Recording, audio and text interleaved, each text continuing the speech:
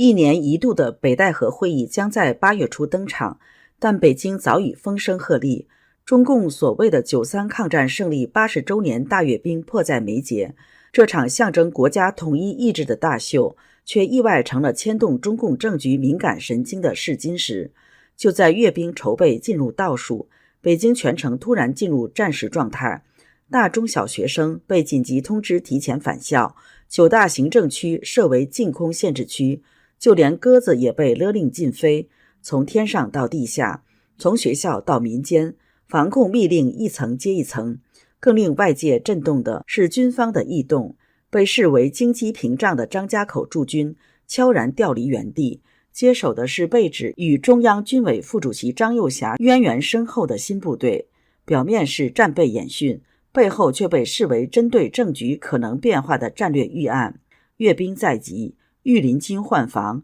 政局未明。在这个每年都可能改写的中共政权剧本的敏感季节里，一场无声的博弈正在暗流涌动。这里是大时局要闻透视，我是王潇。据报，原本已通知北京多所学校将延后开学，但7月22号风向突变，多所大中小学突接内部通知，要求教师与学生提前于8月中旬返校，并明确规定8月20号后不得离京。有家长表示，他们接到学校通知是8月18号必须返京，因为9月3号大阅兵必须提前半月做准备的。任何想来北京旅游的人要尽量提早，或者改到10月去北京。有北京市民也透露，虽然自己并非老师或家长，但所在单位8月起也不再允许员工出京。此举引发舆论质疑，所谓提前准备背后是否另有管控目的？有观察指出，当局集中学生返京，限制流动，恐怕是为了加强人口管理，便于维稳。但这还不止，比提前返校更让人警觉的是，从7月16号开始，北京市政府便已公告9个行政区东城、西城、朝阳、海淀、丰台、石景山、通州、昌平、门头沟将划设为禁空限制区，直到9月3号午夜为止。官方声称是为确保抗战胜利80周年庆祝活动的安排，但公告中不仅全面禁止无人机、穿越机、风筝、气球、孔明灯等物体升空，甚至连鸽子等鸟类动物也列入禁飞名单，规定每日特定时段内必须圈养。这种级别的空域与生活干预，离9月3号阅兵还有1个半月就提前实施，引发外界质疑，这到底是一场庆典准备，还是一场不露声色的社会总动员？相较于2015年93阅兵，北京当局当时只禁飞了14天，官方公告明确限制的是各类民间航空器，如滑翔机、动力伞、热气球等，禁飞区域与时长都有明确界限。与此同时，京畿地带传出军事调动，低调的令人不安。驻扎张家口素有御林军之称的第81集团军某部，据传突然接到密令，深夜开拔调往东北，官方未作说明，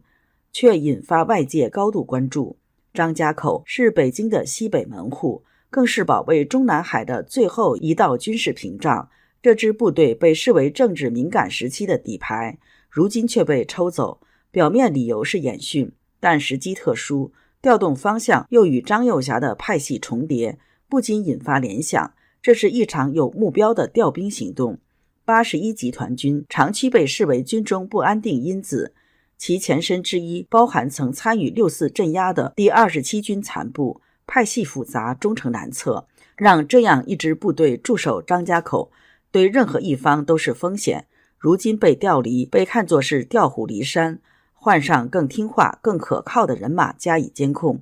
有观察指出，这不仅是一次例行军事部署，更是一场军权内部的再分配。张又侠调走这支部队，与其说是掌控风险，不如说是在为更大的布局清场。在北戴河会议敏感期尚未落幕之际，另一个更加撕裂中共高层的政治焦点正在酝酿。中共4中全会至今未定，原本每年必开的中共中央全会，到了7月底仍无通报，引发外界质疑中南海内部是否陷入僵局。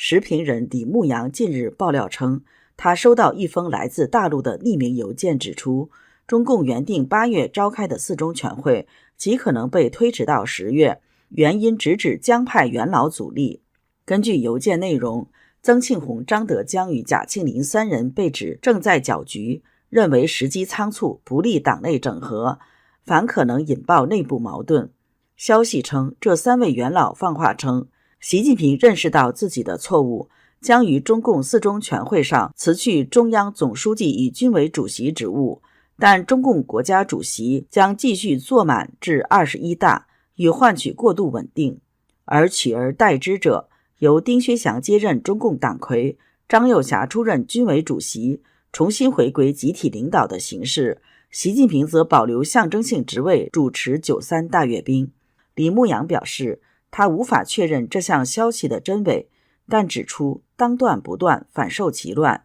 这句成语在当前习近平与张又侠剑拔弩张的背景下，这样的安排未必会被接受。历史上毛泽东曾短暂退居二线，随后发动文革，将刘少奇逼入绝境的前车之鉴，恐怕也是张又侠不得不提防的。近日也有国内详细爆料指出，为避免军中出现混乱，张又侠、胡锦涛、温家宝等人邀请已退役的红二代刘源出山，代理军委副主席，主管政工工作，实际上暂时接替了何卫东的职务。据报，中共军队目前正大力推行学习毛泽东思想，其目的并非恢复文革做法，而是以毒攻毒，借由毛泽东在中共体系内不可被挑战的地位，来压制习近平个人影响力。习近平在大权独揽的过程中，将红二代边缘化。当年他在军中打虎时，刘源曾协助拿下古俊山，立下功劳。但2015年，刘源64岁时即被安排退役，未获重用。据说原因是他与习在军改方向上出现分歧。有分析认为，中共4中全会至今无法定档，正是因为中共元老与张又侠在人事安排上的博弈仍未落幕。中共元老拟推团派人物汪洋与胡春华接班，意图打破习近平长期以来的一人独裁体制，扭转其将中共外交带入与美国对抗，与西方全面对立，国内经济陷入衰退困局的现状。更重要的是，李克强过世，让中共元老阶层感受到切身威胁，他们不再相信这个体制能保障自身安全，自保成为首要任务，对政局也无法再置身事外。